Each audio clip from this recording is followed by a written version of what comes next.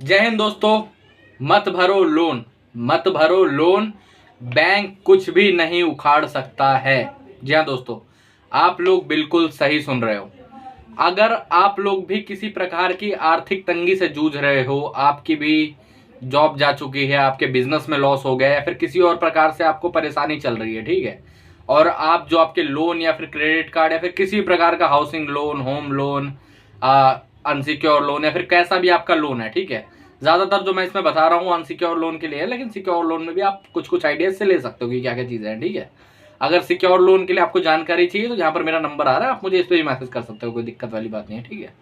तो साथियों, अगर आप लोग भी ऐसी आर्थिक तंगी से जूझ रहे हो, ठीक है, और आप लोग भी, आपका भी लोन डिफॉल्ट हो चुका है या फिर सोच रहे हो कि डिफॉल्ट हो जाएगा, ठीक है, आप लोग भी ईएमआई वगैरह नहीं भर पाओगे अपने लोन की, तो अब आपको टेंशन लेने की बिल्कुल भी जरूरत नहीं है।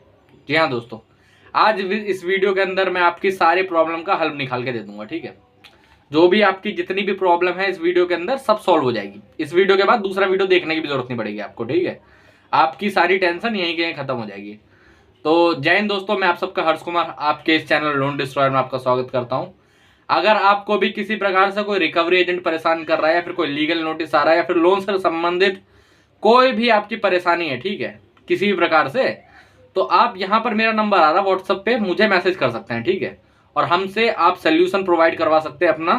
अगर आपको रिकवरी एजेंट बहुत ज्यादा कॉल करके परेशान कर रहे हैं तो आपके जो कॉल्स हैं वो भी हम लोग उठा के उनसे बात कर लेंगे, कोई दिक्कत वाली बात नहीं है, ठीक है। यहाँ पर हमारा नंबर आ रहा है, आप हमारी वो सर्विस भी ले सकते हो, ठीक है, हमने नई लॉन्च करी है। और अगर किसी प्रकार का आपको नोटिस आ रहा है, कोई रिकवरी एजेंट आपको परेशान कर रहा है, कोई हेरासमेंट हो रही है आपके साथ, आपको होम विजिट रुकवाने, आपको कॉल रुकवाना है, फिर ऐसी कोई भी चीज आपको करवानी है, यहाँ पर हमारा नंबर आ रहा है, आप हमें यहाँ पर मैसेज कर सकते हो, कोई दिक्कत वाली बात नहीं, ठीक है। चलिए वीडियो में आगे बढ़ते हैं। तो साथियों, अगर आप लोग लोन से अभी इस टाइम पे परेशान चल रहे हो तो परेशान होने की उतनी आपको जरूरत नहीं है, ठीक है। फिर चाहे आपका लोन किसी भी प्रकार का हो, अनसिक्योर हो, केसीसी का लोन हो, क्रेडिट कार्ड हो, पर्सनल लोन हो, किसी प्रकार का लोन हो, आपको अब टेंशन लेने की जरूरत नहीं है, ठीक है। मेरे दोस्तों, ऐसा है कि जैसे आपके लोन जितने भी प्रकार के होते हैं, ठीक है, सिक्योर और अनसिक्योर, ठीक है, जो आपका सिक्योर लोन होता है उसमें आपको थोड़ा ज्यादा मेहनत करनी पड़ती है, उसमें आपको थोड़ी ज्यादा वो करनी पड़ेगी, ठीक है, अपने बचाव के लिए, क्योंकि उसमें बैंक के पास एक तरीके की प्रॉपर्टी है, ठीक है, जिसे वो नीलाम कर सकती है। लेकिन आपको डरने घबराने की जरूरत नहीं है, वो भी चीजें भी बच जाती है, उस पर भी स्टे मिल जाता है, उस पर भी चीजें रुक जाती है, उसमें भी इतना आपको परेशान होने की जरूरत नहीं है, ठीक है। जो अनसिक्योर लोन है, अब आते हैं unsecure loan, personal loan, credit card, consumer loan या फिर किसी और प्रकार का लोन, ठीक है, केसीसी वगैरह। केसीसी भी अनसिक्योर होता है और सिक्योर भी होता है, आपको ये चेक कर लेना आपका कि जो केसीसी लोन है वो सिक्योर है कि अनसिक्योर है, ठीक है। अगर सिक्योर होगा तो उस पर आपको थोड़ा ध्यान देना पड़ेगा, अगर अनसिक्योर तो टेंशन फ्री रह सकते हो, कोई दिक्कत वाली बात नहीं है, ठीक है। तो मेरे भाइयों, इसमें फिर नेक्स्ट चीज ये है कि बैंक आपके साथ ज्यादा कुछ भी नहीं कर सकता। जी हाँ, अनसिक्योर लोन में बैंक आपके साथ कुछ भी नहीं कर सकता है, आपको किसी भी प्रकार की कोई परेशानी नहीं हो सकती है। जी हाँ, अरे जब आपने कुछ मोर्टगेज में नहीं दे रखा, जब आपकी कोई जमीन जायदाद, मकान, दुकान, कोई एफडी, कोई अपना स्टॉक वगैरह कुछ भी वहां पर नहीं है, ठीक है, तो आपको क्या डरने की जरूरत है? आपको क्या डरने की जरूरत है जब कुछ नीलाम होने का ही डर नहीं है, जब कुछ बिकने का डर ही नहीं है, तो फिर क्या का डर? समझ रहे हो? ज्यादा से ज्यादा ये आपका कुछ भी नहीं कर सकते, सच्चाई है। अनसिक्योर लोन में ज्यादा से ज्यादा आपके साथ कुछ भी नहीं कर सकते। ये लोग ऐसे ऐसे डालते हैं इनके रिकवरी एजेंट, आपको फोन करेंगे, फोन करके बोलेंगे जी मैं पुलिस से बोल रहा हूँ, मैं एडवोकेट बात कर रहा हूँ। अब पुलिस और एडवोकेट को कोई और तो काम है नहीं, वो लोन की रिकवरी करेगा ना। आपका 1 लाख का, 10 लाख का, 1 करोड़ का लोन है, उसकी रिकवरी करेंगे वो, और कोई काम थोड़ा ना उनके पास। साथियों, अपने राइट्स आप सबको जानना चाहिए, ठीक है। किसी भी पुलिस वाले के पास, किसी भी एडवोकेट के पास या फिर ऐसे किसी भी और अधिकारी के पास आपका कोई भी हक नहीं है, ठीक है, जो वो आपको कॉल कर सके, ठीक है। ऐसा कोई भी हक किसी पुलिस वाले या फिर किसी एडवोकेट के पास नहीं है कि वो आपको कॉल कर सके, आपको कॉल करके हैरास कर सके, कॉल करके आपसे लोन की रिकवरी कर सके। ऐसा कोई भी हक किसी भी रिकवरी एजेंट के पास नहीं है। तो इसीलिए आपको डरने घबराने की बिल्कुल भी जरूरत नहीं, आपको टेंशन लेने की बिल्कुल भी जरूरत नहीं है। जी हाँ, अरे ये जो फोन करते हैं रिकवरी एजेंट पुलिस वाले बन के या फिर एडवोकेट बन के, दरअसल ये होता है 10वीं फेल। और क्या, एक बात बताइए, आप अगर आपने ग्रेजुएशन कर रखी है, एमए पास कर रखा है, बीए पास कर रखा है, तो क्या आप एक रिकवरी एजेंट बनोगे जिससे आप सुबह शाम बस और कुछ नहीं लोगों की गालियां खाओ, उठाई गिरे करो? इनकी तो जॉब भी पक्की नहीं होती है, ये तो आज नौकरी पे लगे हैं, परसों इनको नौकरी से निकाल दिया जाएगा अगर आप कंप्लेंट करो तो। समझ रहे हो? इसीलिए मैं कहता हूं अपने अधिकार जान के रहिए। एक कंप्लेंट में इनकी नौकरी जा सकती है। मैंने ऐसे कितनी कंप्लेंट करवा के कितने रिकवरी एजेंटों को जॉब से निकलवाया है कस्टमर के उसमें। कई बार ऐसा होता है, मैं कुछ पर्सनल इंसिडेंट भी शेयर करूंगा, ठीक है। एक हमारे क्लाइंट थे महाराष्ट्र साइड के, अंधेरी के, ठीक है। उनके घर पे रिकवरी एजेंट आए, उनकी माता जी से बदतमीजी करी, ठीक है। क्लाइंट जो बहुत परेशान हो गया, हमें कॉल करा कि भाई साहब ऐसा ऐसा है। उससे पहले हमारी कभी बात नहीं हुई थी, उसके बाद ही हमारी बात हुई, जो भी थे, ठीक है। यहाँ पर नंबर आ रहा व्हाट्सएप के द्वारा, उन्होंने भी कनेक्ट करा था हमसे, ठीक है। उन्होंने बताया कि जी ऐसी ऐसी चीजें थी, ये वो।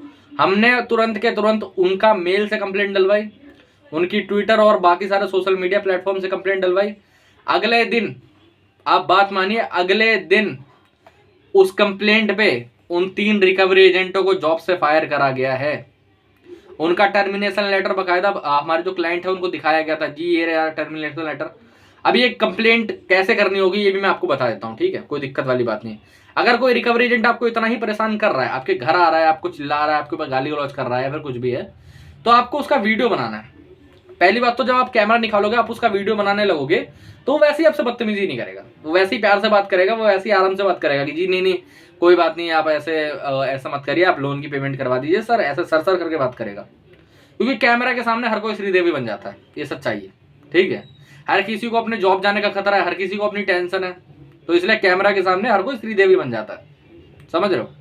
अब सेकेंडरी चीज, अगर आप मान लो वो बदतमीजी कर भी देता है कैमरे के सामने, कोई बात नहीं, सारे जो रिसोर्सेज है वो आपके पास है कंप्लेंट करने के लिए। आप चाहे तो इनकी पुलिस में कंप्लेंट कर सकते हैं। अगर आप ये आपके साथ ये गाली गलौज करें, आपकी रेपुटेशन खराब करें, तो आप पुलिस में एफआईआर करवा सकते हो, आप थाने जा सकते हो, वहां से एफआईआर करवा सकते हो। अगर थाने में मान लो एफआईआर नहीं लिखते, कई बार ये होता है कि कई लोग जाते हैं थाने में एफआईआर लिखवाना, तो पुलिस वाला उनसे बोलता है पैसे लिए तो दे दो, परेशान नहीं करेगा। तो मेरे भाई ऐसा कोई भी पुलिस वाला आपसे नहीं कह सकता। अगर आप जा रहे हो तो आपकी कंप्लेंट लिखी जाएगी, आपकी एफआईआर लिखी जाएगी, ठीक है। अगर मान लो कोई पुलिस वाला नहीं भी लिखता, तो आपको स्पीड पोस्ट के माध्यम से उस थाना अध्यक्ष को अपनी कंप्लेंट लिखवानी है। कुछ नहीं करना है, स्पीड पोस्ट लिखना है, कोई स्पीड पोस्ट कर दीजिए, 1 दिन में पहुंच जाएगा, अगले दिन आपकी कंप्लेंट रजिस्टर हो जाएगी। अगर उससे भी नहीं होता तो आप डिस्ट्रिक्ट मजिस्ट्रेट से अपनी कंप्लेंट, अपनी एफआईआर दर्ज करवा सकते हो।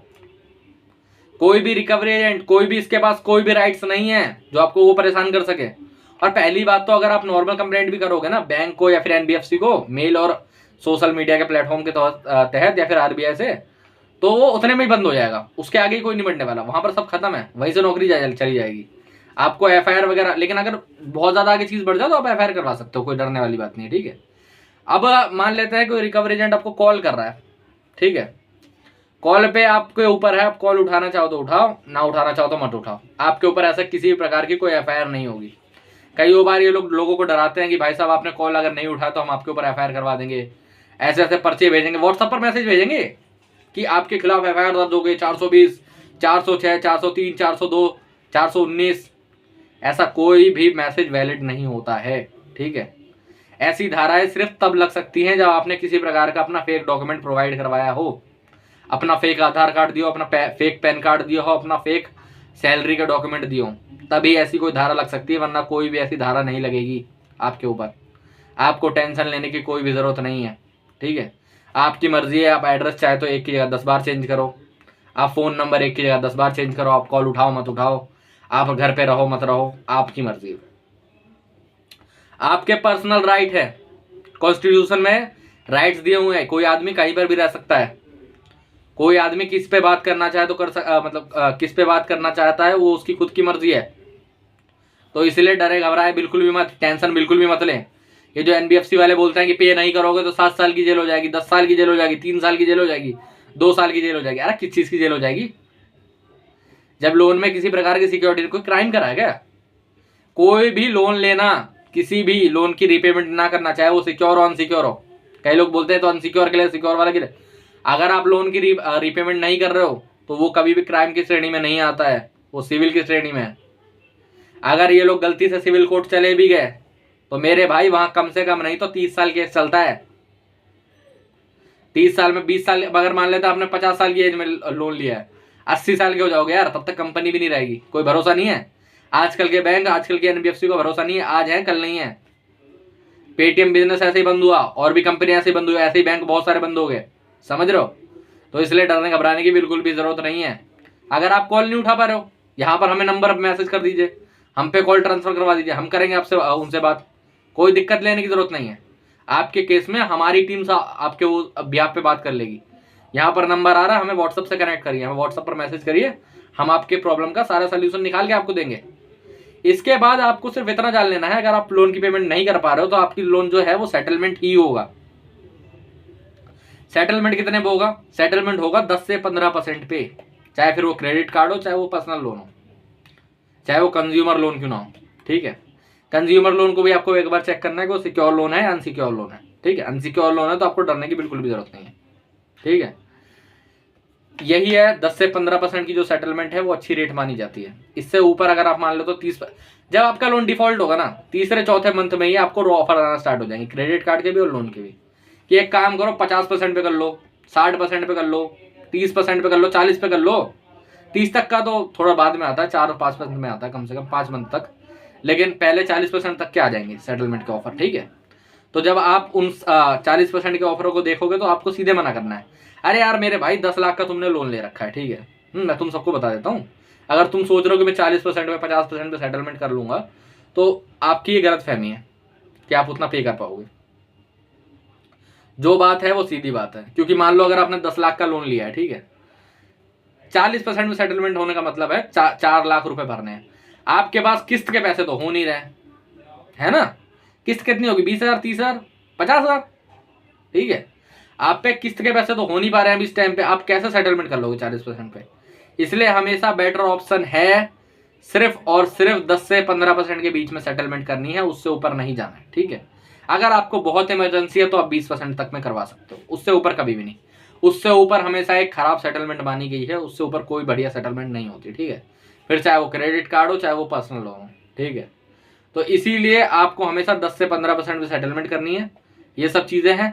अनसिक्योर लोन है आपका, ज्यादा कुछ नहीं हो सकता, कुछ नोटिस आपको आएंगे, नोटिस से आपको डरने की जरूरत है नहीं। यहाँ पर मेरा नंबर आ रहा है, आप मुझे मैसेज कर सकते हो, यहाँ पर हमसे नोटिस चेक करवा सकते हो। अगर उसका रिप्लाई लिखना होगा तो हम रिप्लाई लिख के देंगे, अगर उसको इग्नोर करवाना होगा तो हम इग्नोर करवा देंगे, कोई दिक्कत वाली बात नहीं है। ठीक है, तो टेंशन मत ले, डरे घबराए बिल्कुल भी मत। इन रिकवरी वालों से बिल्कुल ही डरने की आपको जरूरत नहीं है। ठीक है, बिल्कुल ही आपको टेंशन लेने की जरूरत नहीं, बिल्कुल आपको टॉर्चर होने की जरूरत नहीं है इनसे। अपने राइट्स पहचानिए, अपने जो कानून है उनको जानिए। ठीक है, कोई भी कानून आपको परेशान होने नहीं दे सकता है। ठीक है, हर तरीके का कानून आपकी तरफ है, तो डरना घबराना किस लिए है।